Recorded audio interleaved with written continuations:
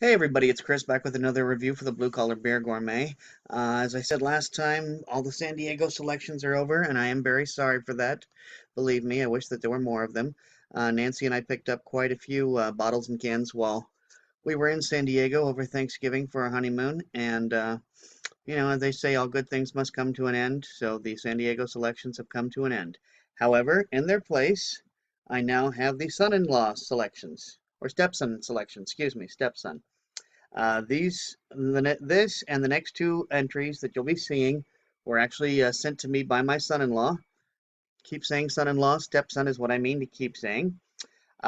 Stepson is who he is. He is my stepson, Andy, and he hooked me up with some bottles. Unfortunately, only about half of them made the trip from Oregon down here to Vegas. But this is one of those that did. And yes, Lost Coast is one of those breweries that was bought up by, I want to say I think it was InBev, I can't remember which. Lost Coast used to be a craft brewery. It got bought by a corporate entity, and now it's not a craft brewery. What are you gonna do? I'm still appreciative of any beer, and I've said before, I'll say it again. If you send me a Bud Light thinking that that's something I would like, I'm still going to be appreciative of it, and I'm still going to drink it. Maybe not all of it, but I'm still going to drink it.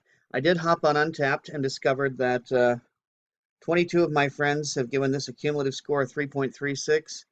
41,000 of us have given it a rating of 3.48. So that's about so-so range, basically. Um, I am going to be using my Witbier glass, the first time using this ever. This is one of the 6 glasses that Nancy got me for Christmas. It's a beer glass set, and this is the actual Witbier glass. So I'm going to use that glass since I've got proper glassware, and I always believe in using proper glassware if you have it, or as close as you can possibly get to said proper glassware. Uh, this beer, as I don't have a price for it, obviously, because my stepson bought it for me, but looks as though it has well, maybe I can find it on Untapped because I'm not having a lot of luck finding it here on the bottle.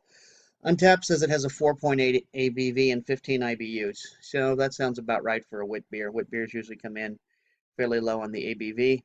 Going to be using my Firenze bottle opener that my friend Tony from Tiger Socks sent me. And yes, that is the Duomo in Florence, Italy. So let's crack this bad boy open. It has been in the back of the fridge. I'm hoping it's not going to overflow with foam, and it did not. Hip, hip, hooray. Let me grab my glass, and let's see how this wit beer pours, shall we? So that's very much pouring like a wit beer. That sort of pale yellow color that basically looks like diluted lemonade. That's what wit beers usually look like. We do have I'm going to describe this as a medium-high carbonation. Not crazy carbonation, but on the high end. Um, I'm looking here. It's a little bit hazy. I look at the camera. It's actually a little more true in color on the camera than it is here. Take this color and bring it down about 2 shades from what you're seeing. That's about where it is. The head is not particularly resilient. Well, I mean, it's not particularly thick, but it is fairly resilient. It's not actually going anywhere. Inhaling this, I'm getting a lot of, actually, it smells like pineapple, sort of a citrusy smell. Okay, now I'm getting those spices you would expect to get from a wit beer. That spice profile that always seems to go with every wit beer. Have to admit, I'm not a big fan of wit beers, but and I've been avoiding this one because it has been bought out by a corporate entity.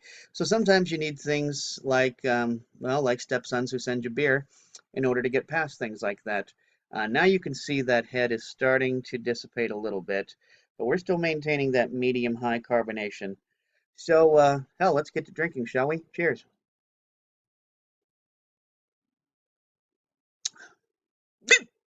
Ha, hiccups. Um, well, that's not bad. The reason it's not bad is because it doesn't have a whole lot of flavor. If this tasted like a traditional wit beer, I probably wouldn't dig it very much. And I'm not saying that I'm crazy about this. This certainly hasn't turned me into a wit beer fan. But because this has so little flavor, it's difficult to dislike it or really like it even. Um, Probably going to be giving it a 3.1. I'm sorry, a 3.0. I would be giving it a 2.75, but anytime you're a variety that makes me not hate you, I have to give you that extra 0.25, the same way I give it to anybody who puts their beer in a can gets that extra 0.25 from me. So if you make a variety that I don't normally like Witbier, Saison, Quad, Triple, Double, one of those, and you make me not hate it, then I got to give you the extra 0.25. I'm looking at this. That actually has pretty decent lacing there. If you can, I'm putting it up on the camera.